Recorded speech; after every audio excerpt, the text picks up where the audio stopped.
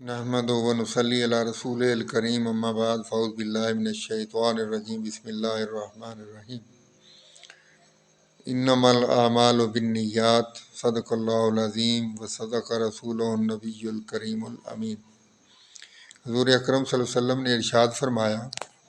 کہ اعمال کا دار و مدار نیتوں پر ہے، یعنی انما الاعمال بالنیات، اعمال کا دار و مدار نیتوں پر ہے، یعنی جیسی نیت کی جائے گی ویسا ہی اس کا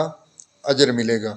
اگر ایک انسان نماز پڑھتا ہے اللہ کو خوش کرنے کے لیے تو وہ اس کو اجر ملے گا، ثواب ملے گا۔ اور ایک بندے کی نیت یہ ہو کہ میں نماز پڑھتا ہوں اور پڑھوں گا، لوگ مجھے نمازی کہیں گے، لوگ مجھے پرہیزگار سمجھیں گے، لوگ میری عزت کریں گے، تو اس کو یہ عزت تو مل جائے گی لیکن اس نماز کا جو اجر ہے وہ اجر اللہ کے ہاں اسے نہیں ملے گا۔ اسی طرح کا واقعہ ہے کہ حضور اکرم صلی اللہ علیہ وسلم کے زمانے میں مسجد نبوی کے قریب ایک صحابی نے اپنا گھر بنایا اور اس نے ایک کھڑکی رکھی جو مسجد نبوی کی طرف تھی۔ حضور پاک صلی اللہ علیہ وسلم نے اسے پوچھا کہ یہ کھڑکی آپ نے کیوں رکھی ہے؟ تو اس نے کہا کہ یا رسول اللہ، یہ میں نے اس لیے رکھی ہے تاکہ اس سے تازہ ہوا میرے گھر میں آتی رہے۔ تو حضور پاک صلی اللہ علیہ وسلم نے فرمایا کاش تو نیت یہ کر لیتا کہ میں نے یہ کھڑکی اس لیے رکھی ہے کہ مسجد نبوی میں ہونے والے اللہ کے ذکر کی آواز میرے گھر میں پہنچتی رہے، تو تجھے اجر بھی ملتا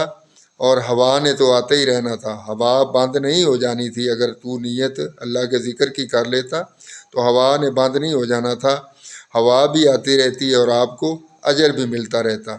اسی لیے ہمیں چاہیے کہ ہم جو بھی کام کریں وہ اچھی نیت کے ساتھ کریں، اس نیت کے ساتھ کریں